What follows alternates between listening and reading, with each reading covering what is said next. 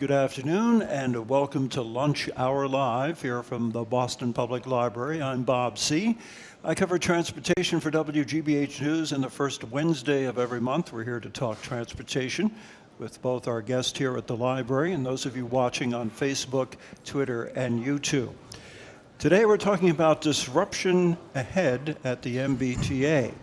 My guests are Tom Nally from A Better City, who is planning director there, and Ari Osevet, who is Boston Program Senior Associate at the Institute for Transportation and Development Policy, also with Transit Matters. Welcome to both of you. Thank you. Thanks. Today we're talking about the disruption ahead for T riders as the MBTA is working to rebuild the transit system. All rapid transit lines will be affected, and some commuter rail lines, as well as repair work, is being accelerated. Well, how are T riders reacting? Well, Emily Chariot went out to ask some of them. As a T rider, are you willing to cope with these shutdowns if it means that improvements will happen more quickly? Well, yeah, I mean, there isn't really anything else you can do about that. I mean, unless you use Uber and Lyft, but that's kind of expensive, so you just got to plan around it, I guess. Yeah, I think in the long term, if it's going to make travel better, I'm willing to put up with some temporary disruption. It's an unreliable system. They're trying to make it reliable. You know, they're trying to do 1 year's worth of work after 8 years or 10 years of neglect. So we suffer. So we get some understanding, some sympathy there for some of the T riders. When she announced the plans for rebuilding the T for this year, Transportation Secretary Stephanie Pollack said, "The worst disruptions on the MBTA are the unexpected disruptions. Derailments, power, signal problems, commuters know them all too well." So she said, "We're going to have planned disruptions to eventually minimize or even eliminate the unplanned disruptions." And I think that sums up fairly well what the thinking is here. But what effect will it have on riders as we go through the months ahead? Not only on the MBTA, but we also have work being done at South Station, Back Bay Station, North Station, you name it. There's work being done everywhere. First, I'd like to ask our guest, do you agree with these plans to accelerate the rebuilding of the T? Would you like to start, Tom? I will. I think it's a good idea for the reasons we've just discussed. Clearly, there's a need to catch up with a lot of things that have been neglected over time, and this is an opportunity to do that. There's a real benefit to doing it in a compressed time frame, and I think it's a good investment. The downside is it is going to be disruptive, and they need to have mitigation in place that will reduce how bad the impacts are going to be on riders. Ari, how disruptive will it be? Not as disruptive as it could have been. When we first heard about this last year, we heard rumors of it. We heard that the red and orange and blue lines might be shutting down midweek. And it looks like it's just going to be the branches of the green line. So we're not going to have to worry about, for instance, how to get all the people who are traveling underground behind us on buses on Boylston Street. The green line has been shut down on weekdays for periods before. I think the D line was shut down for several months back in 2007 and the Leachmere Viaduct in 2011. It will be disruptive for those customers, and I think we need to talk about how to make the bus replacements work better. You have talked about the bus shuttle service. How has it worked so far? Well, I've used it. I live on the D line, and at night, if I'm coming home after 8:45, you get on the shuttle bus, and you get on at Kenmore. They usher you through, and they have plenty of buses available. The downside is these are generally motor coach buses, which have like airplane seats paired up, and it's a little hard to get in and out sometimes. But it seems to work pretty well, and I've had no complaints. I've used it on the weekends, same deal. As long as they have an adequate number of buses, they run more frequently. You just get used to it and add a little bit of time to your schedule. Ari, Transportation Secretary Pollack said, quote, "We're getting pretty good at doing this bus shuttle thing." Do you agree? I wouldn't exactly agree with that. If you look at how the bus shuttles are done, it's sort of done as an ad hoc thing. So if today, for instance, if there's a broken rail or something at Park Street and I have to run last-minute shuttles between Park Street and Broadway, I understand if that is sort of done as, okay, the buses are going to stop here and we'll get people on. What we're looking at here are several weeks, several months shutdowns. And in those cases, I think what we really want to do is to have something where we look at how to optimize the buses, both for operations and for the passengers.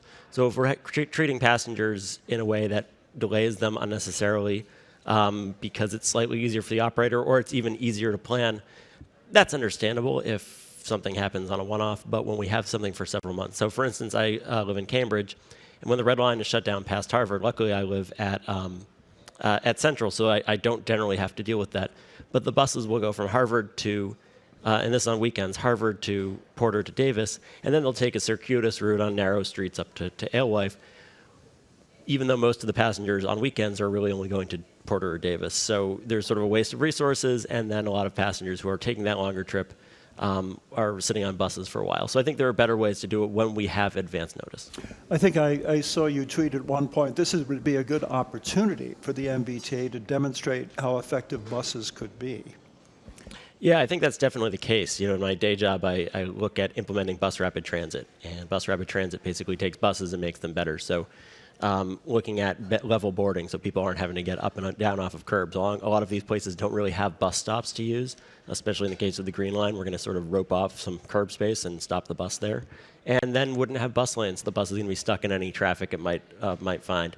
Where we have wide streets, especially, for instance, on Beacon Street, we might be able to create temporary bus stops for those few weeks to bring in temporary boarding islands so that we can open both those doors of the bus. People can just walk right on, almost like it was a subway train, and then the bus can pull away more quickly than if people are having to walk up and down those steps. And beyond that, they can do things like transit signal priority for those routes where these buses are going to be traveling. That would be a good investment for the long run, and it would be a real benefit for getting the buses through the intersections faster. And clearly, it's a proven technology. It hasn't been done very much around here, but it needs to be. And this is an opportunity to put some of that into effect. Are they going to take that opportunity? Are they, or just we? I haven't heard if they've accepted our recommendations. Okay. I heard from, one of the things is that, as usual with the T, they have to deal with both the T and the cities and towns that they're working with. So in the case of the Seay line that's going to be shut down, and they have to talk to the town of Brookline. I know that Chris Dempsey from T for Massachusetts is already also on the Brookline Transportation Planning Commission, and he's interested. The T sort of has thrown up their hands and say, you solve it for us. And there's sort of some back and forth of the Brookline saying to the T, maybe this is the kind of thing that you should be taking the lead on. I want to remind our viewers and our guests here at the library to please give us your comments or questions about the T shutdowns ahead. Someone asked, isn't there a way bus shuttles could have scattered routes so that every bus doesn't stop at every T stop? Yeah, that's definitely something that they could talk about. So, for instance, the Seay line at rush hour has a decent number of passengers. And during the midday, there's maybe only enough to fill a bus every few minutes, but at rush hour, if you watch, there's a train every 6 minutes, and those trains are full of people. So you could look at something like having two overlapping routes. One would run from Cleveland Circle to Coolidge Corner, pick people up, and then run express into Kenmore, and a second one would go from Coolidge Corner, pick people up at each station, and then go local. That's the kind of thing where, again, if you were just replacing the T because of a downed wire, you probably wouldn't set up that kind of system. But since we're looking at something for several weeks, that's something that could be implemented. Mm-hmm. And that's a good idea. You can, what they've done in the past is put up special signage that indicates where these unique new stops will be. And if there's going to be something like a skip stop service or an express service, that can be indicated on those signs so people know what to expect. Mm-hmm. Well, in terms of the amount of work that is to be done, just in case people haven't been following along, it's going to be substantial. It's going to affect every one of the rapid transit lines. And we have a graphic to kind of show you on one page what it is going to involve. The most significant closures will be, I think, unprecedented month-long closures on the Green Line C branch. That will be in July, and the E branch in August. There also will be evening and weekend closures through December on the D branch, and also on the B branch, weekend closures May through June. Now, on the commuter rail, there will be shuttle buses replacing rail service along the Franklin line. We already have weekend service on the Framingham-Worcester line being supplanted by bus service.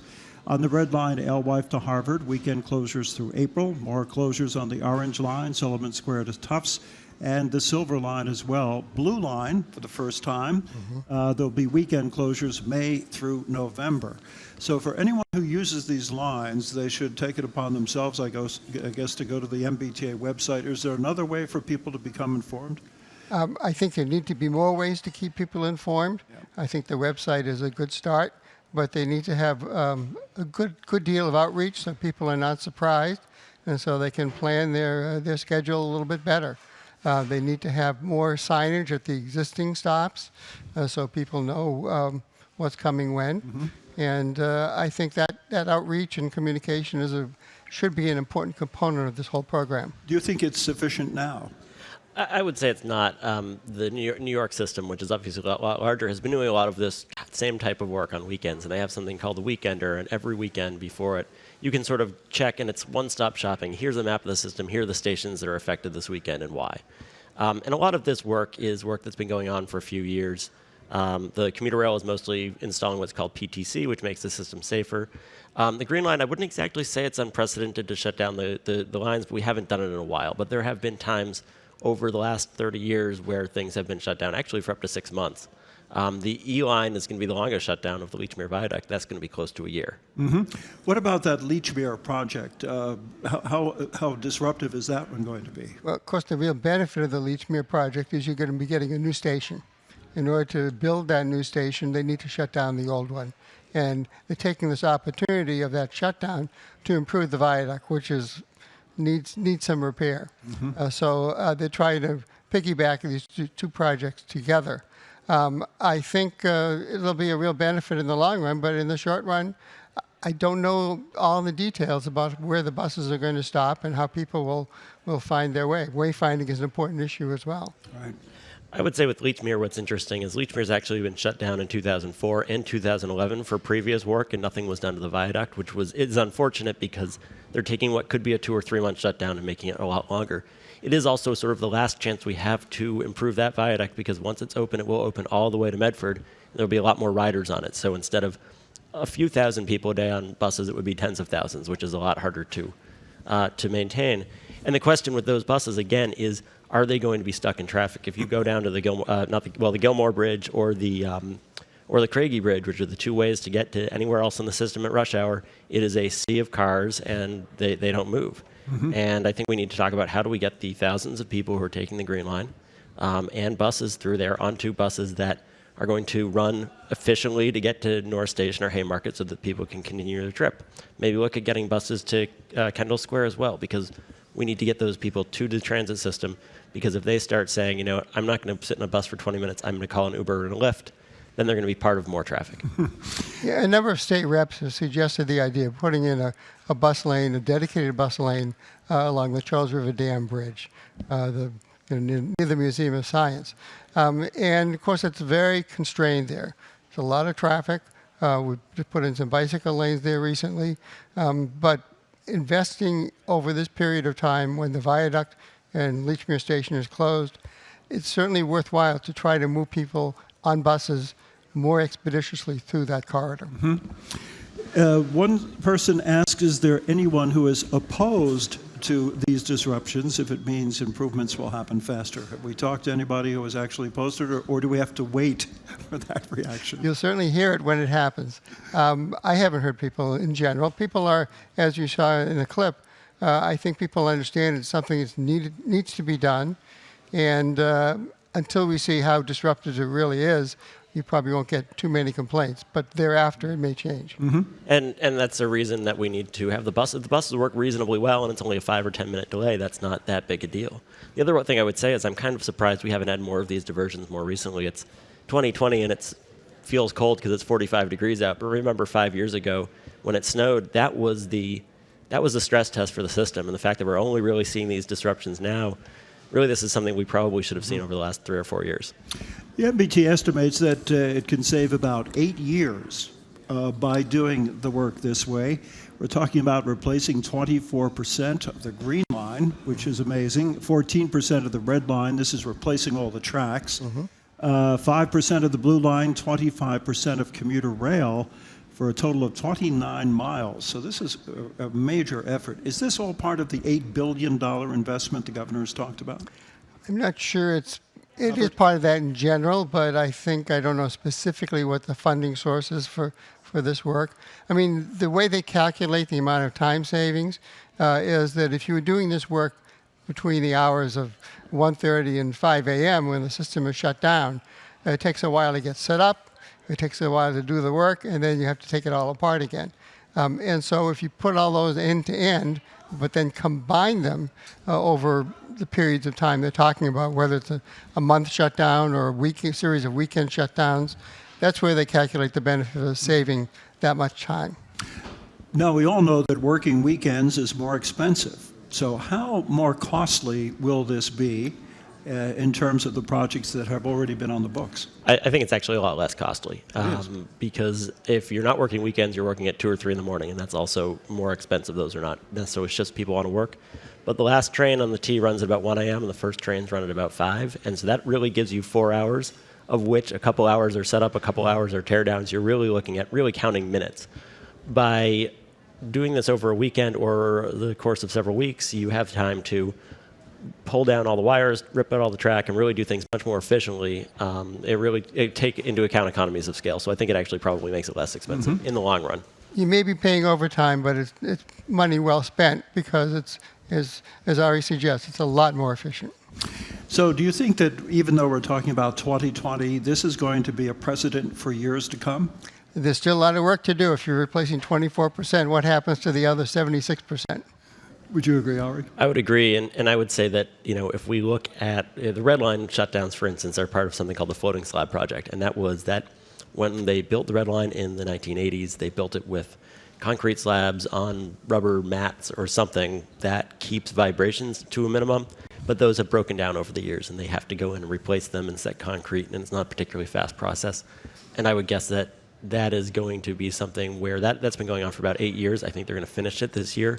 What's really going to be interesting is when we start seeing the coarse parts of the red and the orange line that they've been doing that weekend work in the last few weeks. Right. Someone was just tweeting a picture out of a rail at Central Station that has some pits in it and it has a rough ride. And as we get new cars, we would probably like them to be running on decent tracks. So there's probably going to be some more disruption. I guess the overall question is the MBTA able to fix things faster than they're falling apart? Well, that's a good question. One thing we've been very concerned about is the T having the capacity to get the work done, having the capacity to procure consultants, manage the consultants, and oversee and help to manage the construction process. In the recent past, the MBTA hasn't had the capability to do the work fast enough. Money is appropriated to do these projects, and it cannot be spent on a timely basis.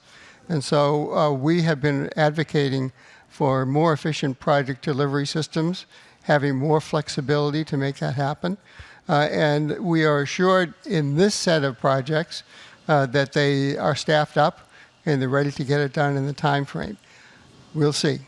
What about you, Ari? I would agree with that.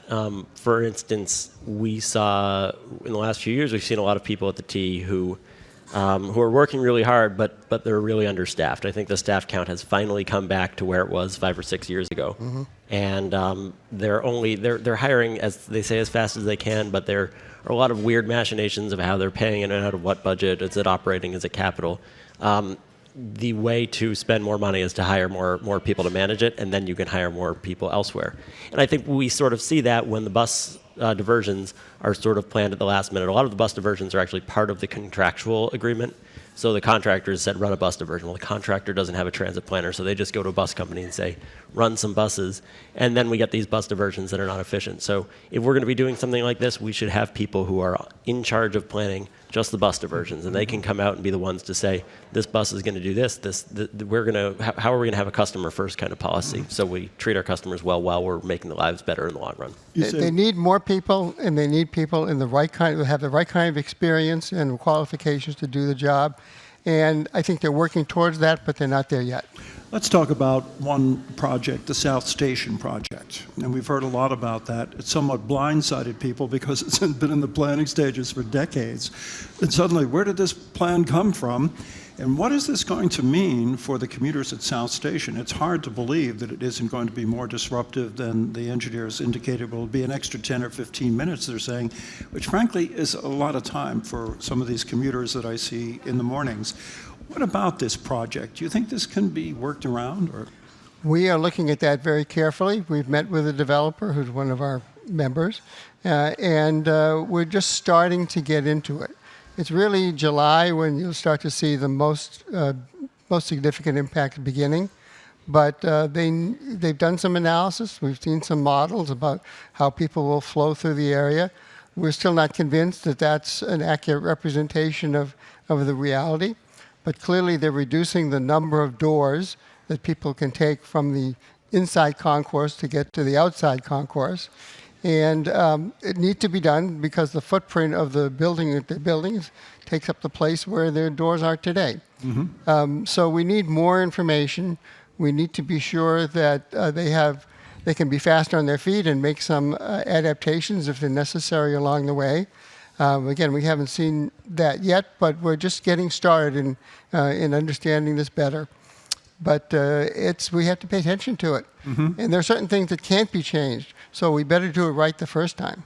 What about you, Ari? Have you taken a look at these plans? I've sort of looked at them at a high level, and I would agree with Tom that I think actually the 5 to 10 minutes is probably a worst case scenario. If you think of 10 minutes of a walk is a half mile, we're only looking at people going a certain amount. So what we're really looking at as queues and bottlenecks. I mean, this is any kind of transportation. This is a traffic jam on 93 or the Turnpike as queues and bottlenecks. And I think thinking on our feet and having sort of multiple plans and fallbacks. So if something is going really wrong, can we open another set of doors? Can we reroute people in a different way? Can we put a ramp where there are stairs? Something like that.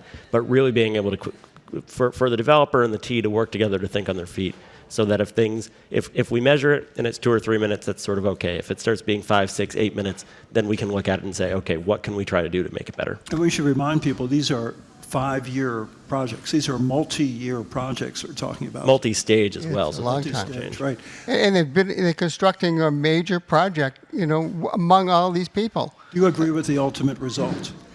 I'm reluctant to make comments because our member is supporting this, but we think it's a good idea to have transit-oriented development, and putting a development that takes advantage of its location of transit is a good thing in general.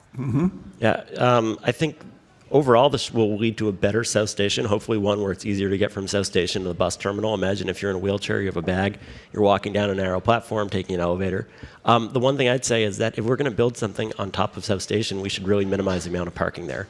If you're building transit-oriented development on top of I think after Logan Airport, the second largest transit hub in New England, we probably don't need parking spaces as part of the project, which are just going to add to the traffic already around. What about those fare gates that Keolis wants to install? Is this a bad time to do that, or can it be done? We have raised that question, and we don't yet have an answer other than the fact that they're delaying the implementation of the fare gates.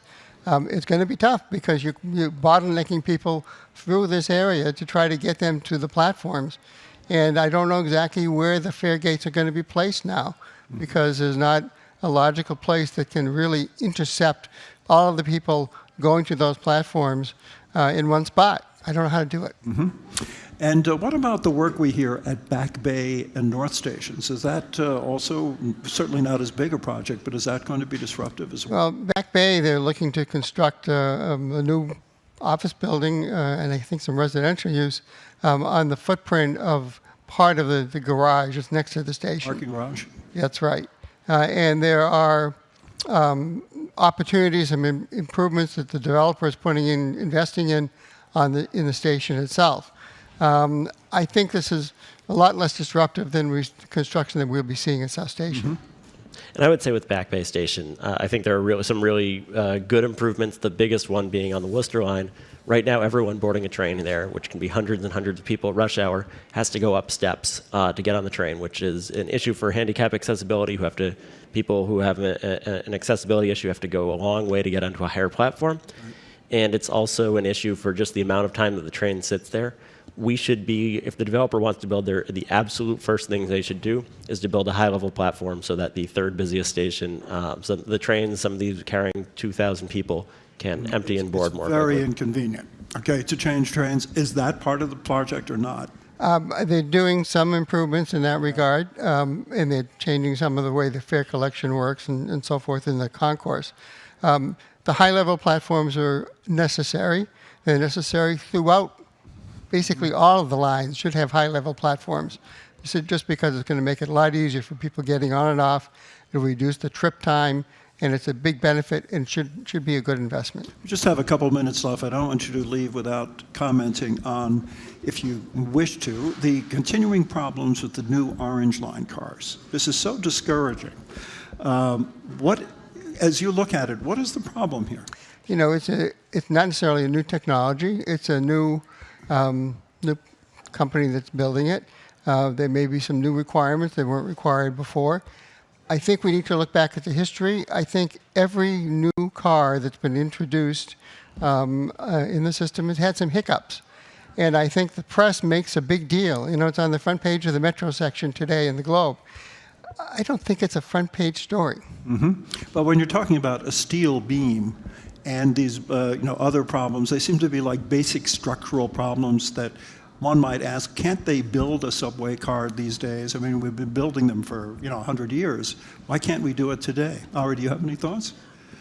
It's a good question. I think a lot of cities have this kind of implementation issue, and we haven't had a new subway car on the red or orange lines in about 40 years. 25 on the orange line in 40. And so as these new cars come in, I think there are going to be new things. Now, the parts that we're looking at, the trucks, are built domestically. This is not something to say, oh, China's doing it the wrong way. And I think we really need to there really is a break-in period where things are going to be found and that, we might need a different pad, it might be a different track geometry. I think we should cut them some slack. The thing with the doors, it took them out of service for about 2 months. That was a long time. They're saying this is going to be done within a week. Okay. We want these to work well when there's 2 trains so that we don't have when in a year, if all the trains are out, we don't have to pull them all at the same time. All right. Exactly. Well, let's hope that 3 strikes is not, and you're out, but we'll see. I want to thank you so much, Tom Nally from A Better City, Ari Osevet from Transit Matters for being with us this afternoon at Lunch Hour Live. We've been talking about the coming disruption on the MBTA and how most of us think if it works well, it will be worth it to get all of these repairs done sooner. Now, those of you who have been watching, we want to thank you very much. You can still send in your comments about what people have been talking about here today. And also, if you haven't seen the whole thing, we will have it archived for you later on our website so you can hear the entire discussion. But once again, this has been Lunch Hour Live from the Boston Public Library. I'm Bob Seay, and thank you for joining us.